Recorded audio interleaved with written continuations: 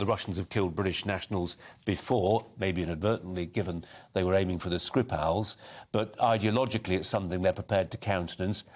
Could they really do something on a much bigger scale, though, go after military targets in the UK?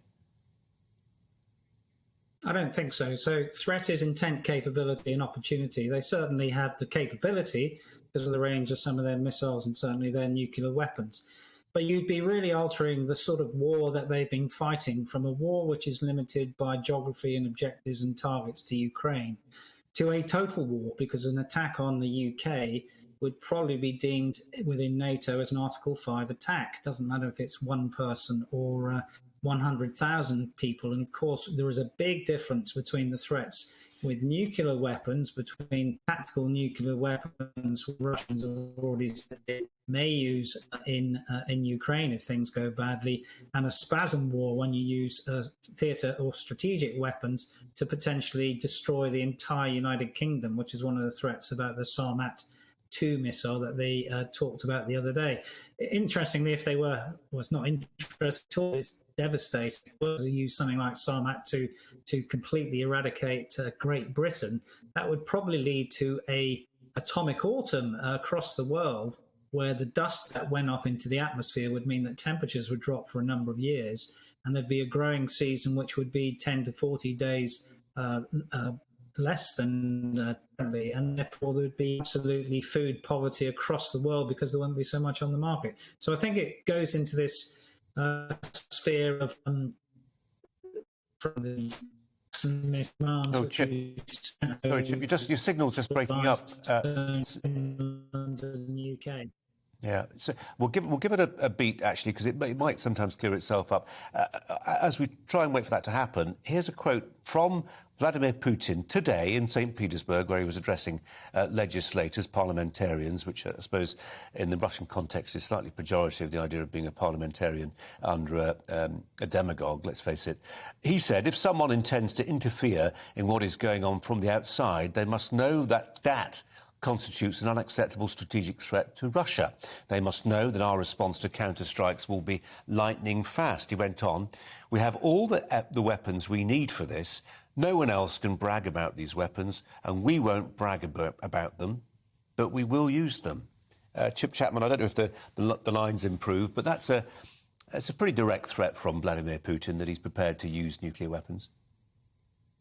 Well, it is, but we've got minimum deterrence. So, if there was a devastating strike on the UK, he doesn't know what the uncertainty is about the UK using their minimum deterrence, the continuous at-sea patrol vessels that we have. So I don't think there would probably be this spasm war. But we are talking potentially about a fairly unstable man who has made maximalist demands.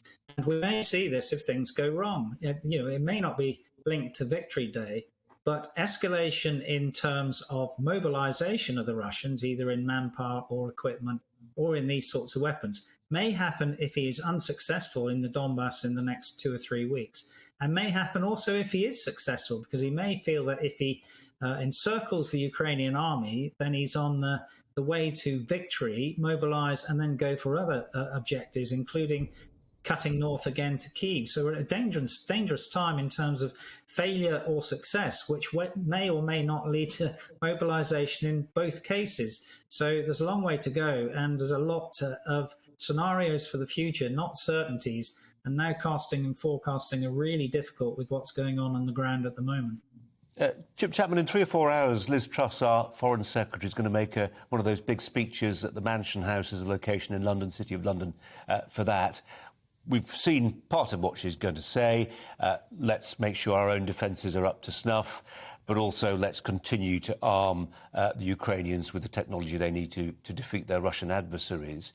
It does feel, and I'm just curious to know what you make of where this is coming from, it does feel like we've moved on significantly from where we were 5 or 6 weeks ago when Joe Biden said, let's not provoke a nuclear war, let's not give jets to the Ukrainians.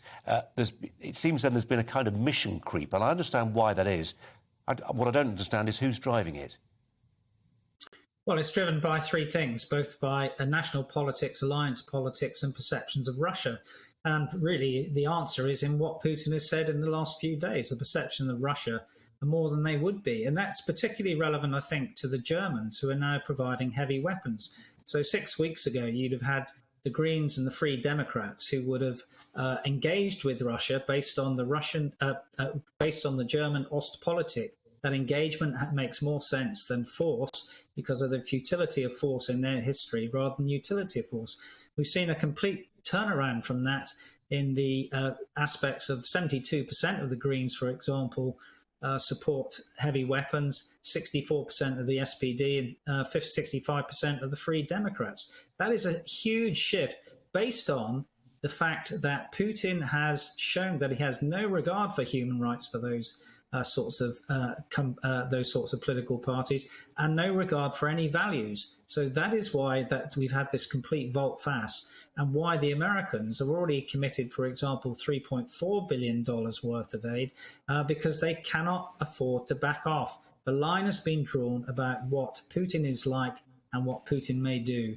Welcome to the GB News YouTube channel. You can watch us live 24 hours a day, catch up on your favourite shows, and join in the conversation in the comments below. Don't forget to subscribe and you'll never miss any of our exclusive content.